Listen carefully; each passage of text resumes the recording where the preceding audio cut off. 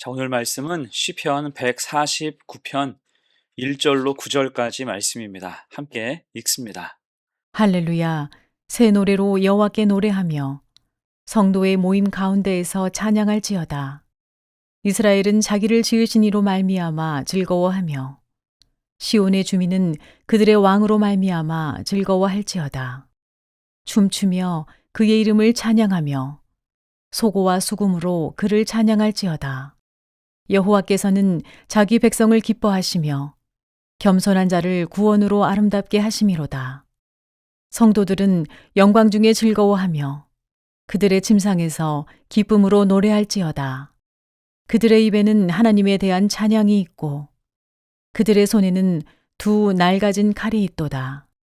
이것으로 문나라에 보수하며 민족들을 벌하며 그들의 왕들은 사슬로 그들의 귀인은 철고랑으로 결박하고 기록한 판결대로 그들에게 시행할지로다. 이런 영광은 그의 모든 성도에게 있도다. 할렐루야. 새 노래로 드리는 찬양이란 제목으로 말씀 증거합니다. 오늘 말씀도 할렐루야 시편이에요. 할렐루야로 시작해서 할렐루야로 끝이 납니다. 이때 의미가 있는 것은 1절 처음 할렐루야 뒤에 새 노래로 여호와께 노래하며라는 말씀이에요. 여기서 새 노래가 무엇일까요? 이것은 단순히 새로운 멜로디나 가사를 의미하는 것은 아닙니다. 대신 하나님의 구원과 은혜를 경험한 자의 감격을 뜻하지요. 곧 변화된 심령, 허물과 죄로 죽을 수밖에 없는 우리를 구원하신 은혜를 경험한 사람이 부르는 노래가 바로 새 노래라는 것입니다. 이에 오늘 시인은 새 노래를 강조하며 찬양해요. 그 의미를 두 가지로 생각해 봅니다. 첫 번째, 하나님 안에 참된 기쁨이 있다는 것입니다. 흔히 우리의 삶을 변함없는 일상이라고 말하곤 하죠. 매일 삶이 큰 변화가 없다, 그러한 뜻입니다. 하지만 그 일상도 사실은 매일 새로워요. 우리의 컨디션도 매일 달라지고 우리가 처하는 상황도 늘 변합니다. 곧 변함없는 일상이라는 말이 무색하게 우리의 삶은 항상 변화무쌍한 거예요. 이때 우리에게 주시는 하나님의 은혜는 어떻습니까? 하나님의 은혜도 매일 새롭죠. 늘 새 것입니다. 상황에 대처하시는 거예요. 이걸 깨달을 수 있을 때 매일 감사가 가능한 것입니다. 오늘 2절이 그런 의미예요. 이스라엘은 자기를 지으신 이로 말미암아 즐거워하며 시온의 주민은 그들의 왕으로 말미암아 즐거워할지어다. 아멘.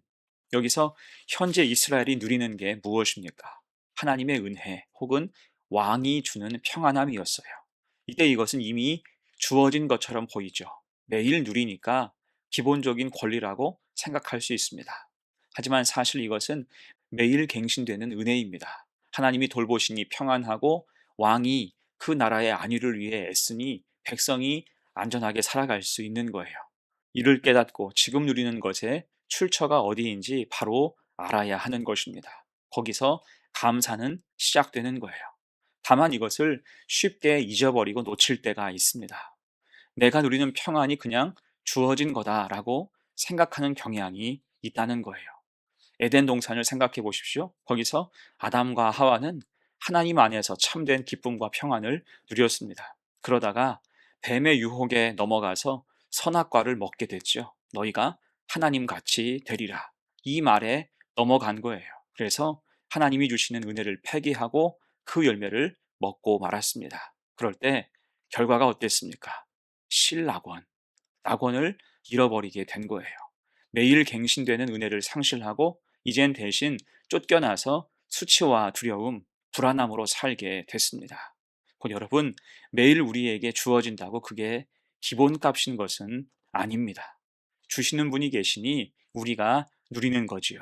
이게 우리가 할 일은 매일 갱신되는 은혜 앞에서 찬송하고 감사하는 것입니다. 그 은혜가 끊기지 않도록 오직 하나님 안에 있을 때 참된 기쁨이 있음을 깨달아야 하는 것입니다. 그럴 때 찬송은 진심이 되고 결코 입술로 끝나지 않게 되는 거예요.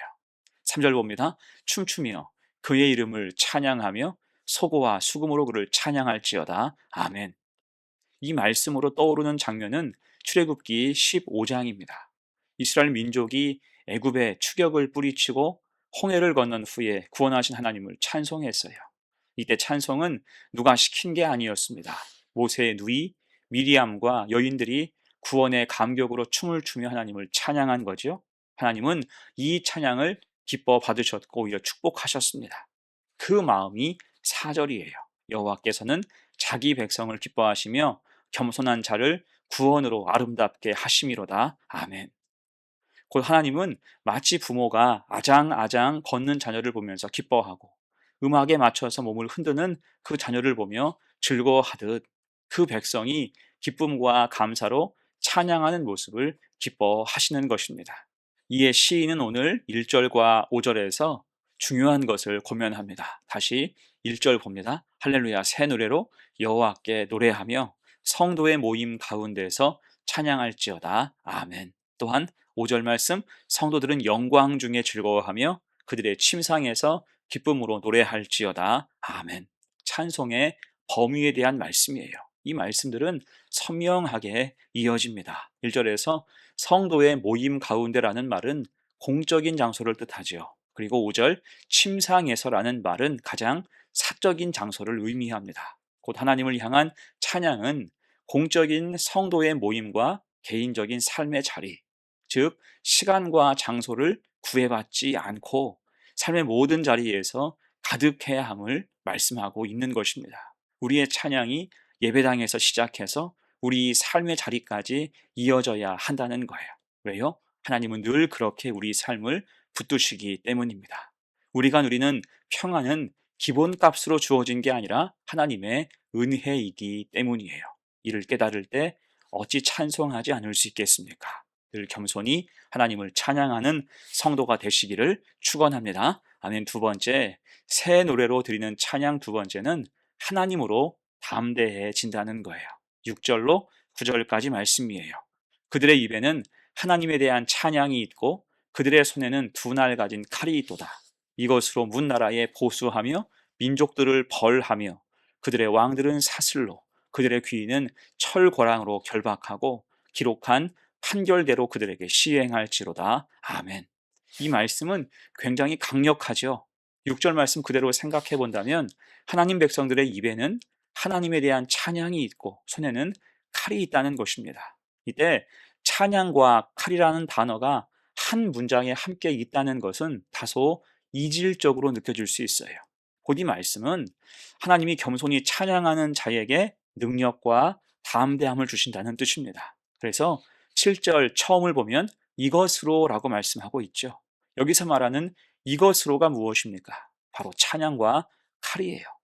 이것이 같이 갈 때 능력이 된다. 그 두려운 상황 앞에서도 하나님을 의지하여 나아가라는 것입니다. 여러분 생각해 보세요.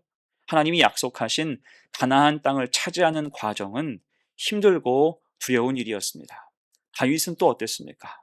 사울 왕에게 쫓기는 신세로 살았고 평생 수많은 대적을 상대해야 했습니다. 하지만 하나님은 이들로 하여금 이기게 하셨어요. 찬양하며 담대히 나아갈 때 가나안 땅을 얻게 되었고 다윗은 흔들리지 않는 믿음과 담대함으로 그 나라를 반석 위에 세웠습니다. 모두 하나님이 하신 일이었어요.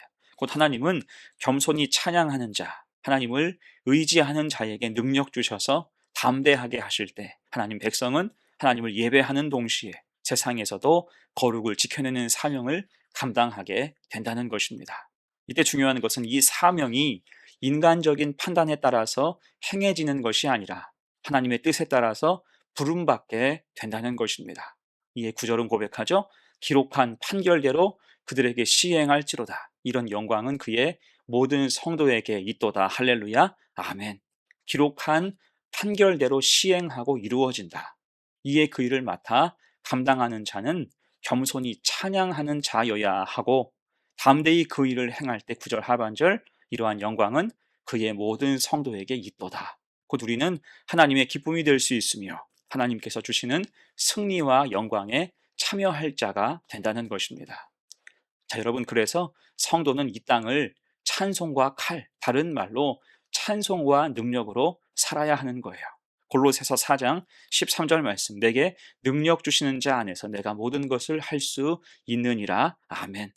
확실한 건 찬양하는 자에게 하나님이 능력과 담대함을 주신다는 것입니다. 이게 우리는 세상의 시선에 움츠러드는 것이 아니라 오히려 복음의 확신을 품고 세상 속에서 하나님을 찬양하며 주신 능력으로 선한 싸움을 마다하지 않고 사명을 잘 감당하는 복된 성도가 되시기를 간절히 축원합니다. 아멘. 이제 말씀을 마무리합니다. 여러분, 찬양은 단지 기쁨의 표현이 아니라 하나님을 향한 신뢰의 고백이며 그 통치 아래 거하는 자만이 누릴 수 있는 영광스러운 특권입니다. 그게 새 노래의 가치죠. 이에 믿음으로 시작하는 우리의 하루가 하나님께 드리는 새 노래가 되기를 소망합니다.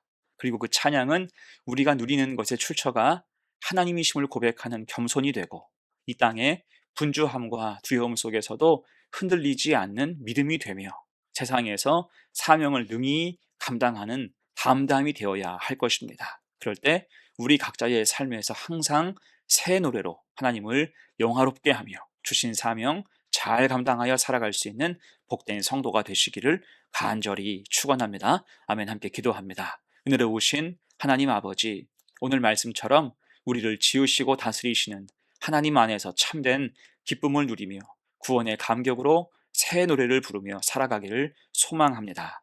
우리의 형편이 어떠하든지 삶의 자리마다 하나님을 찬양하게 하시고 우리의 하루가 하나님께 올려드리는 거룩한 찬송이 되게 하옵소서. 찬양과 담대함으로 이 하루도 승리케 하옵소서. 감사드리며 예수님의 이름으로 기도합니다. 아멘.